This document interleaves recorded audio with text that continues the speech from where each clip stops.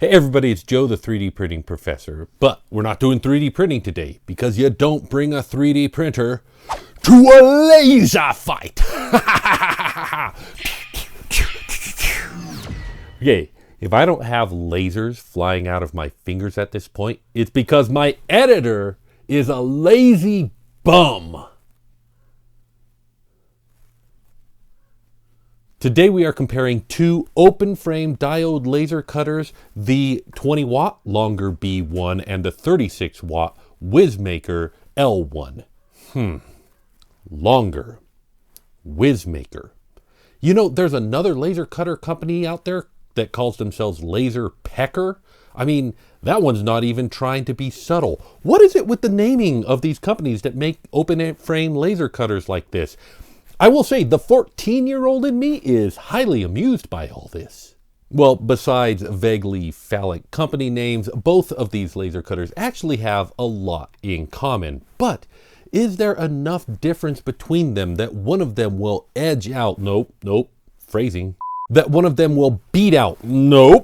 That one of them will just be better than the other and become an indispensable part of my making routine? Let's find out. But before we get started, a quick word about safety, and just a quick word. If you want a longer discussion about safety with machines like this, I have a whole video about it that you can check out.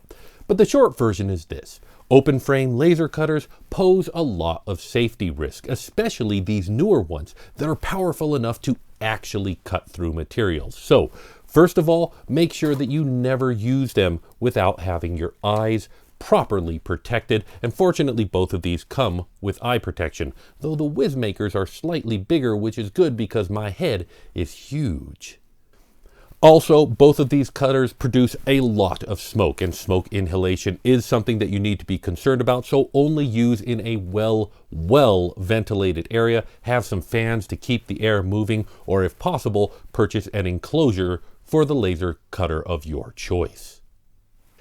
And lastly, starting a fire is always a risk when you're trying to use a machine that is literally designed to cut things with fire. So make sure that you have fire suppression on hand. For these, a bottle of water is usually enough to just kind of put a couple of drips on the smolder before it becomes a problem.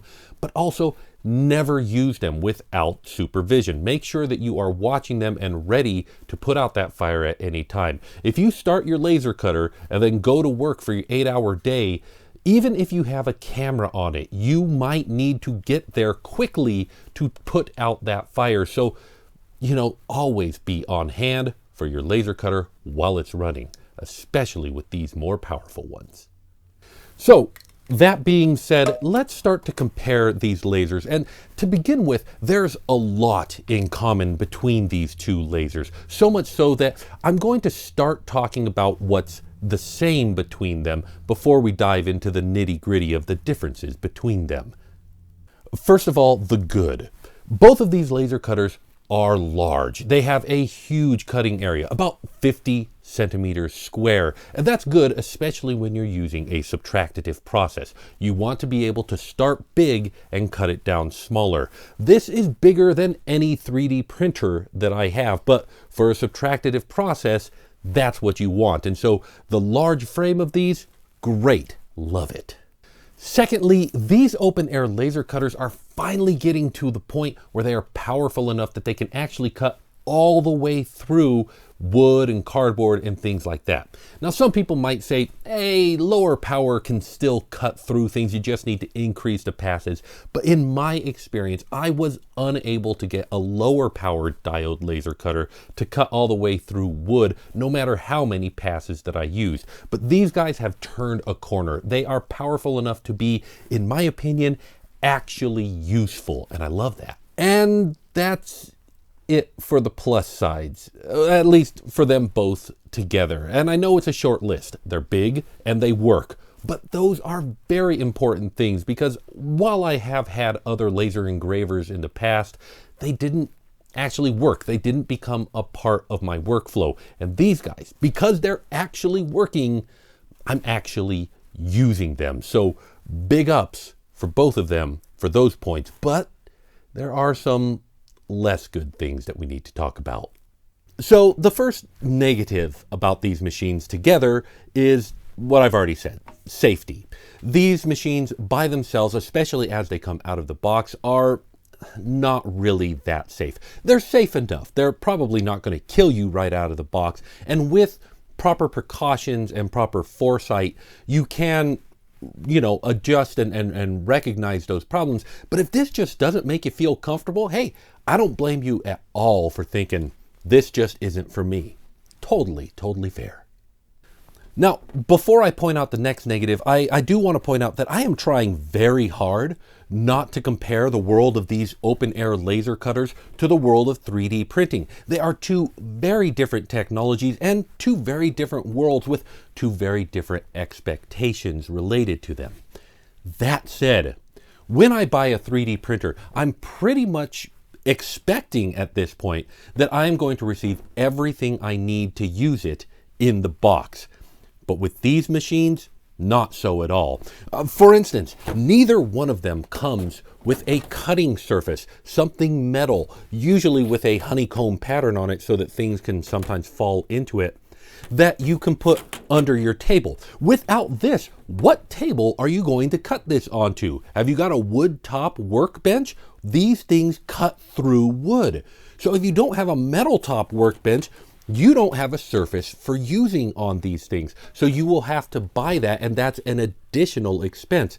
Now, I don't know what the thinking is here. Is the thinking that, well, people who want to use these might already have one of these? Yeah, I might, but if I had one of these, it would be because it's in my laser cutter.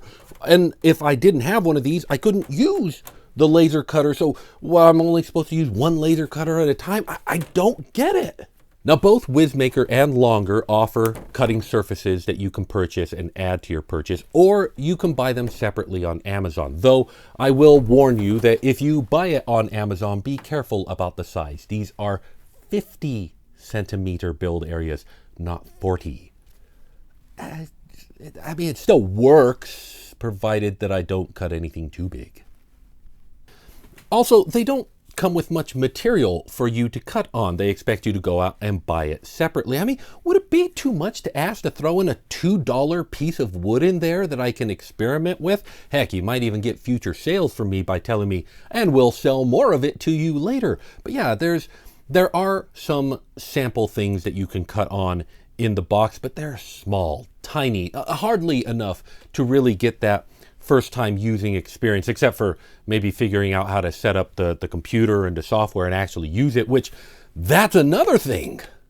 Both of these technologies are headless. That is to say, they don't have a menu or a UI that you can use to control the device, and more importantly, to choose what cut you're going to do. So while yes, they both have SD cards, you can pull them out, put them on your computer, prep the file, download the G code, well, NC code, but it's literally exactly the same thing. Then put the SD card back in the machine. You can't choose from multiple cuts to do. Plus, there's a lot of other things that you want to do before you start a cut. For instance, you want to be able to run the perimeter to make sure that your material is in the right place, especially if it's a large cut. So you don't necessarily want to have a headless machine with something like this, and yet they are both headless. And that means that you are probably going to want to get a laptop near your laser cutter in order to use it, to hook it up, to have it constantly connected the whole time, which is how I ended up using both of these machines. Now, that's not a big deal, but it does come with a conversation about the next topic, the sprawl. While the main body of these machines is actually fairly compact, the power connector is dangling off the side, and if you want to have air assist, that's also dangling off the side somewhere. It's not embedded in the body of the machine anywhere or hooked on. It's going to move around, meaning that these machines, first of all, are not very portable. Wherever you put them, they are going to stay. And secondly, because of the immense size of these things cutting area, chances are you don't already have space for them. Myself, I had to get a whiteboard that I recycled and reused and use that as my table on top of another table. It's just, these are big, these are cumbersome, these are inconvenient. But I gotta say, in some ways, it's worth it. Yes, I admit it. Despite the fact that there are a number of downsides to these machines, negatives I would call them, once you get those worked out, oh, it is so sweet to be able to put a piece of wood in here and laser cut out a dozen Christmas ornaments for your friends and family in an hour. It really is amazing. So while I acknowledge that there are some negative sides with these, to me, so far, it's been worth it. Another major downside to both of these systems is the way that their power and USB cables stick straight up out of the control box. And I know that this isn't unique to laser cutters, but why? Do they not realize that once you plug both of these in, they are just one careless move away from getting snapped off? You're taking pieces of wood across these things all the time, and if you're just not paying attention, one time you're gonna destroy them. Would it have been too much to ask to route these out the side or the bottom or somewhere that they could be a little bit less obtrusive? It just seems weird. Now that we've looked at both of these together, let's take a look at them individually and see if there's anything about them that makes one a little bit better than the other. And we're going to start by talking about the longer BK1. So, the B1 was admittedly a little bit of a pain to build, because in order to build it, I had to get my big man hands into small spaces to try to get the belt around where it needed to be, and there was not enough space in there for me. I really had a hard time with that, and it started me off on a bad foot with this machine.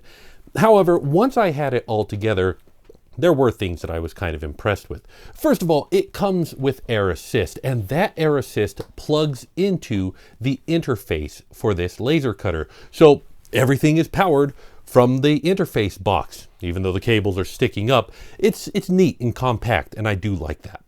Also, the longer B1 adds Wi-Fi into the mix. Yes, the longer B1 allows you to connect to it via Wi-Fi, either over your computer with a little bit of tricky setup, but it is possible to do, or with an app on your phone. Now, this app is functional. It does work, and I was able to do some cuts. I was able to download a picture. Actually, I used a picture of my face and laser cut it into cardboard over the app. It worked. It worked fine. Except, if you've ever used a high-end laser cutter like a Glowforge, or in my experience, the Full Spectrum Muse laser cutter, that interface is silky smooth, absolutely a joy to use. This ain't that. It's functional, but barely, and you're still going to have to do a lot of work on your computer prepping a file of any greater complexity than the ones that they've already loaded. I'm impressed that it has Wi-Fi capability, but a couple of things. First of all, it does require you to have solid Wi-Fi, and here in the Maker Shed, I don't have solid Wi-Fi. It's kind of been a pain for me to get Wi-Fi out here, so this is kind of a Wi-Fi dead zone out here. So I wasn't actually able to use the Wi-Fi connectivity very much. I had to do almost all of my laser cutting on this through the USB, and that became a bit of a problem.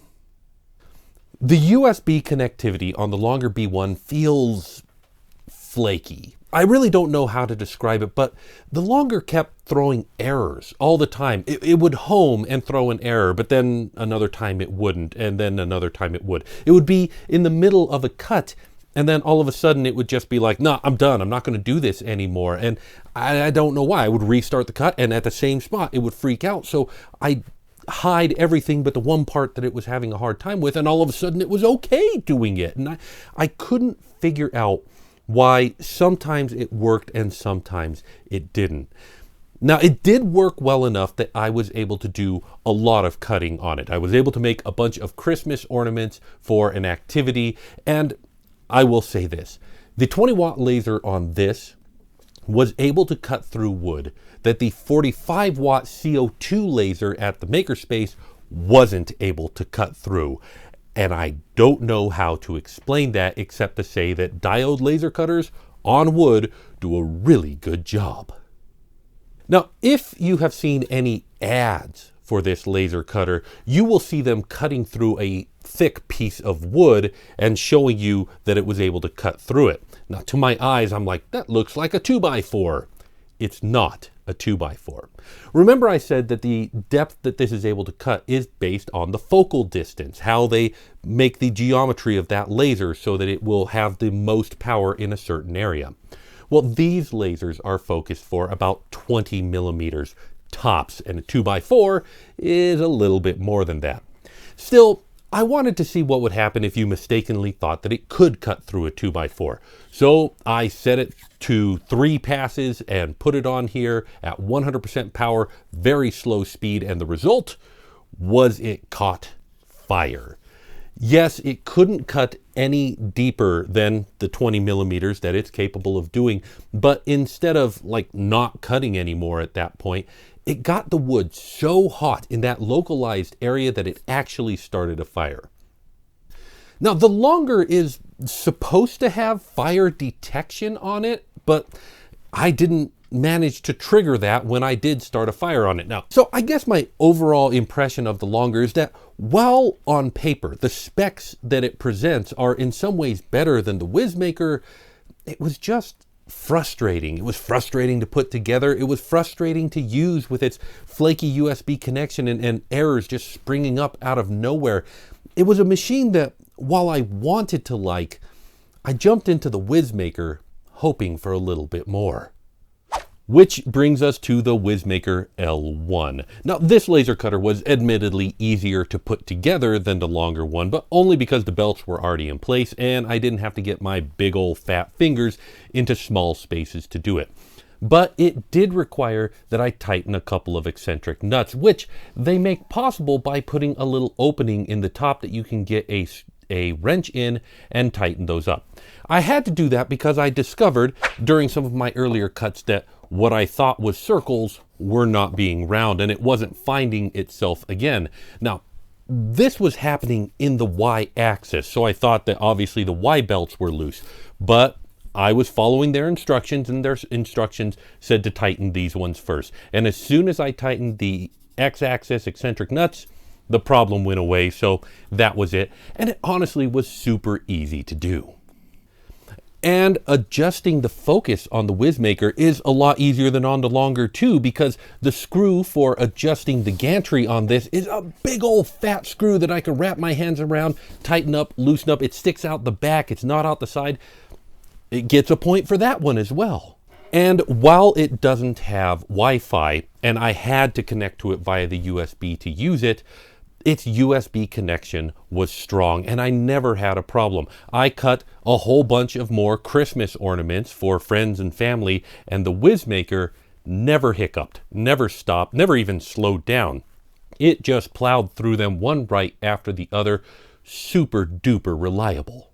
And just like with the longer, I did try to do a cut longer than it was focused to do, and just like with the longer, it was unable to go any further than this maximum depth of about 20 millimeters. So a 2x2 is just too much for it as well.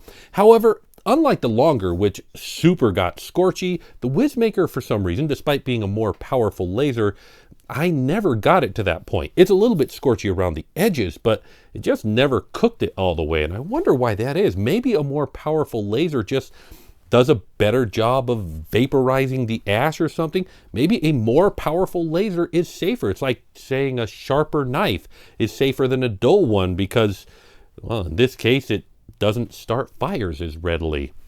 I didn't see that coming. Now, the WizMaker also doesn't come with Air Assist. They sell the Air Assist separately. And this Air Assist doesn't plug into the box like it does on the longer. It has a separate plug. So you've got a plug for the laser, you've got a plug for the Air Assist, you've got a plug for your laptop. You're going to also need to have like a cube tap for this thing in order to do all these plugs. And these are big plugs, some of them, so make sure it's one of the ones with the nice spread out plugs. My overall impression of the WizMaker is that it's functional and solid, except for the parts that it doesn't have out of the box, and that overall it's just a little more piecemeal, with you needing to get this part and that part and add it to it as you go. And that might be good, I guess, if you're the sort of person who like you want to dip your toes in. But honestly, having the whole package all at once really does improve things. But one thing that WizMaker doesn't sell is the capability to control this via Wi-Fi. So if you wanted that, you're going to need the Minton Laser Camera. Yes, this is a triple hardware review video. Minton are the folks who made the Beagle Cam, which was designed for watching over your 3D printer. And I had the opportunity to use a Beagle Cam and found it not really that useful for my use case, and the camera wasn't very good, and there were a lot of things about it that I wasn't impressed with.